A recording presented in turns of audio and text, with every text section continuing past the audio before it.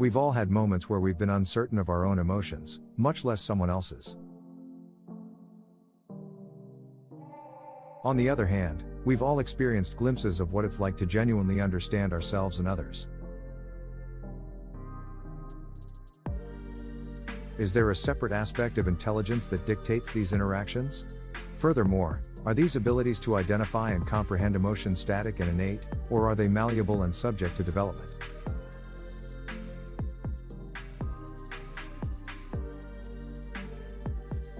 While the debate is ongoing, there are clues that can help clarify these vital questions. Early on, much of the controversy was concerned with whether emotional intelligence, A, was a toolkit of particular emotional abilities, ability models, or simply a grouping of emotional personality traits, trait models.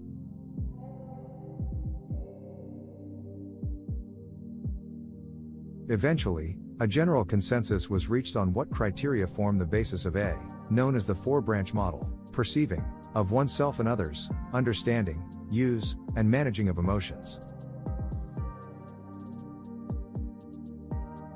Let's break these down.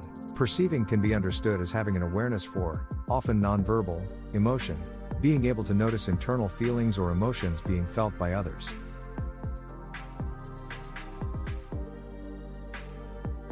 Understanding is a deeper form of awareness, being able to label and comprehend the underlying messages communicated by emotion.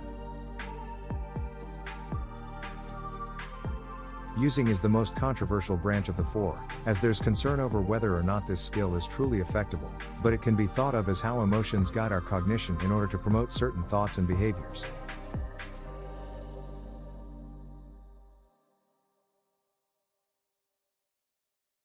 Lastly is managing, the skill that requires a grasp of the previous three so that it can be effectively utilized. For one to exert control over their emotions, they must first have an awareness of what's being felt as well as an understanding for what their emotions are conveying.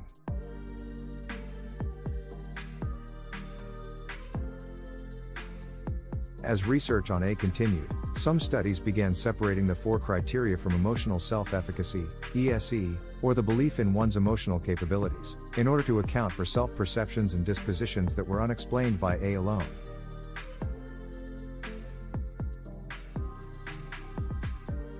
With that said, it's apparent how valuable each of these facets are when interacting with ourselves and others. Their interplay results in an experience greater than the sum of its parts, accounting for the extreme diversity in communication and understanding between individuals.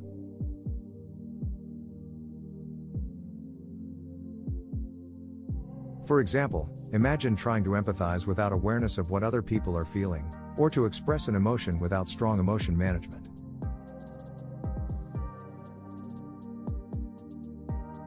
You can begin to imagine the consequences of low A.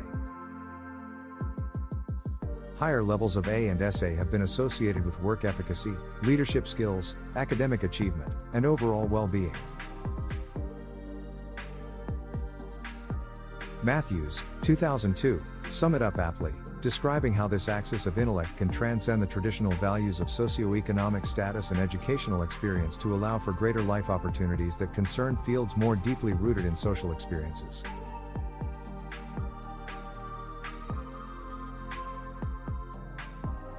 While we've touched on what A is and why it's important, we've yet to tackle the idea of whether or not it's malleable.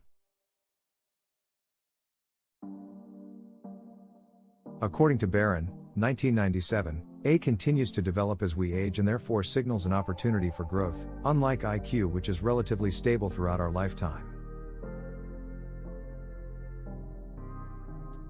But is there evidence that we can improve A through training? In order for any A training regimen to be worthwhile, its programming needs to be based in evidence scientific theory, which brings us to the work of Nellis et al.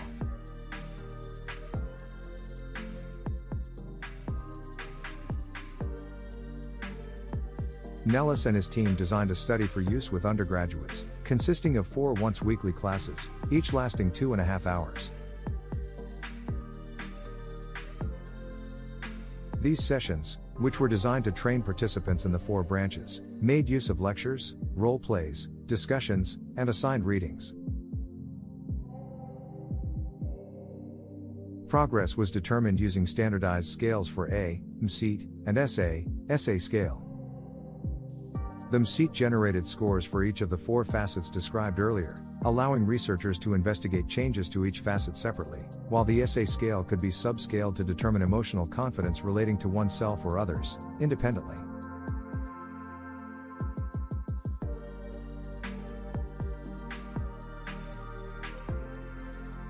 Significant improvements were found in the perceiving and managing facets of A, even 6 months later, while understanding was unchanged and using was unmeasured.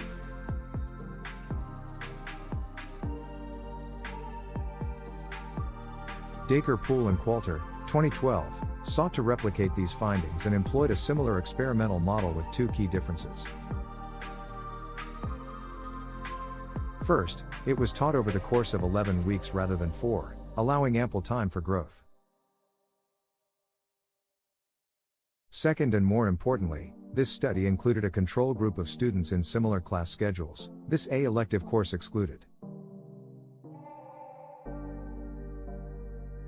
Such a change allowed for more robust causal relations to be found now that they had a comparison group. They found similar significant improvements, relative to the control group, in managing emotion, but where Nellis found no change in understanding emotion, Dacre, Poole and Coulter found a significant positive change.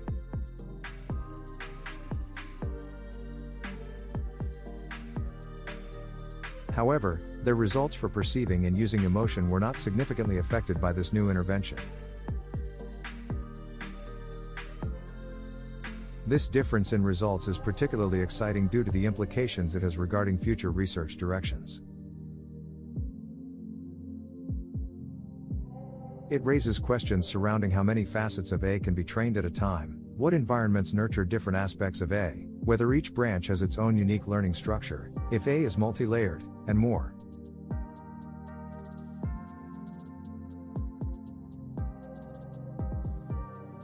Such findings provide a solid foundation for developing more formalized methods of improving A. However, there is much work left to be done before any definitive program can be advocated for. So what does this all mean? Recently, Hodgich et al. 2018 conducted a meta-analysis on the efficacy of these A training interventions. Across 24 studies, they found a moderate effect size for the effectiveness of A training, meaning that these results are indeed significant. Furthermore, the effects were stronger for studies based in ability models, like the 4-branch model, likely due to their stronger theoretical roots.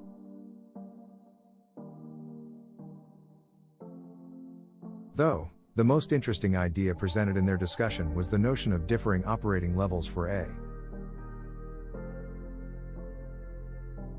Considering the fledgling nature of this field, research is only beginning to touch upon the base operating level for A, declarative knowledge.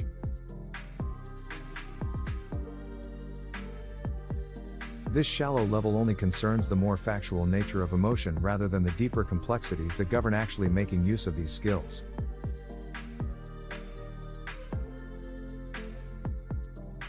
Such a perspective shift puts the prior findings into context and reaffirms the wealth of information left to uncover in this field. Overall, there's a growing body of work within this field that supports the existence and importance of A. However, this network of perceiving, understanding, using, and managing emotion has often been overlooked when it comes to our ability to develop it. Preliminary intervention studies have found sometimes contradictory evidence that certain aspects of A are affectable to some extent, making this an area that certainly merits further study.